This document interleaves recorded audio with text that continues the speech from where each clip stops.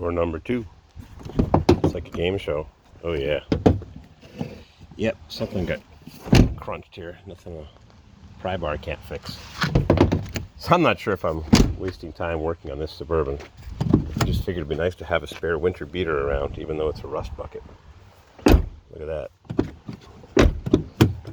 And the one good thing about manual windows is you could test them without having to run to the key and turn it on.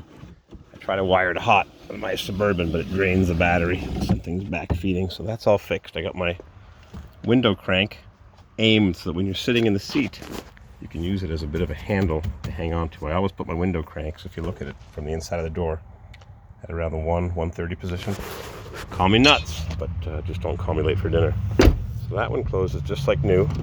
This one, the window track was really rusty. I ain't changing it, and the door roller detent busted right off, and the spring was just sitting right there. So I lubed up this one, and I cleaned the windows. Then I came around under the hood. I figured I'd do some mechanical repairs. So I figured, well, first thing I should do is take off the air cleaner and see what's inside. And what's inside is the second mouse getting the cheese, because a mouse has been nibbling on this thing.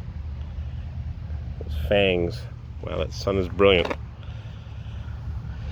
And the way you test an air filter is you do not look at it. This one does not look that dirty, but you put it up to the sun, which is right there, and you can't see through it, which means this thing is blocked with light colored fine dust.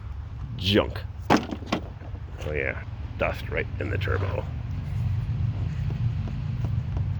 Not too much end play, however much a finger can tell. So I went over to this one, and this air filter is different. It's a better intake setup they used when they went, was it late 96? They swapped alternator and air conditioning compressor when they put the dual thermostats on. So I went over to this junker with 86,000 miles that an idler blew up and took out the oil line several years ago when I patched it with a piece of PEX, and it does work, but it was low on oil. I didn't let it run long. So I came over here and I found an extra air filter just sitting on top of the engine. And is it any good? I don't know. Looks pretty nasty. So I figured I'd take off the air cleaner cover and look at this air filter and see what this one looks like. And what do we find here?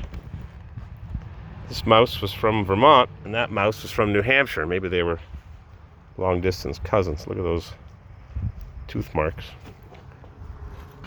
You put it up to the sun, you don't see anything through it. Not good. I just made a Rock Auto order. That turbo's in good shape. Only 86,000 miles on this one and 230 on that one. So I fixed my oil line and I got it running for a couple minutes. I just wanted to hear this motor run, but I wanted to hear it run when the oil is thinned out after it heats up completely. I think they made the oil fill pipe like the Oldsmobiles had for so many years. They made it taller when they went to the flip the alternator air conditioning compressor business. So what's it doing with the oil here? I think I did put some used oil in.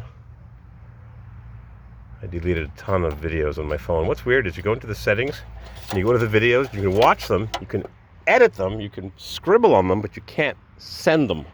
And I've looked at every button.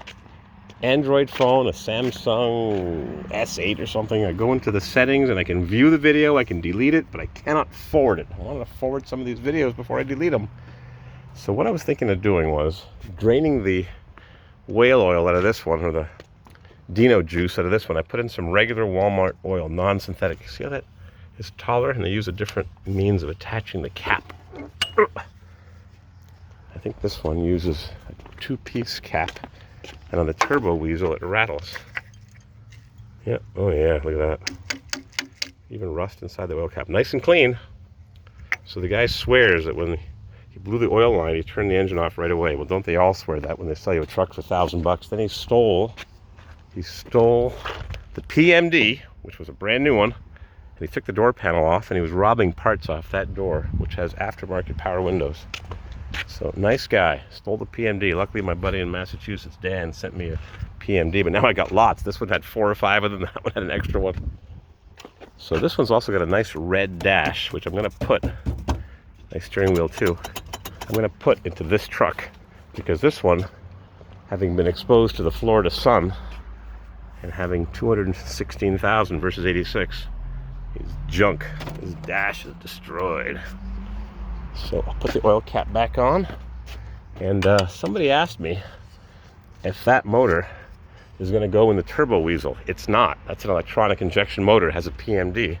If you come back for a walk with me here, and I've been watching some videos of Rapid Transit on my Mopar, and I've been watching Rare Classic Cars, Adam in Michigan.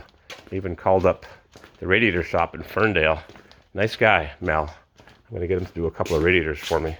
Good old brass ones. This one's got a hole in the block, and I drilled that unceremoniously when I was talking to my buddy in Houston. Yep, so I scrapped this 283,000 perfect running motor. The air conditioning was working, transmission was rebuilt by my buddy in Tirana, and it's junk. So I've got a mechanical injection motor on a Suburban that I bought, not a Suburban, a pickup truck, but it's sitting out in the weeds. Somebody was salvaging parts off of it, and they cut the starter wires. So I got to get the fuel solenoid turned on, a whole bunch of shit. So I'm working on this beautiful day, and my video is going to end because I am out of memory. What do I do next on this thing? Oh yeah, heater core. The heater core.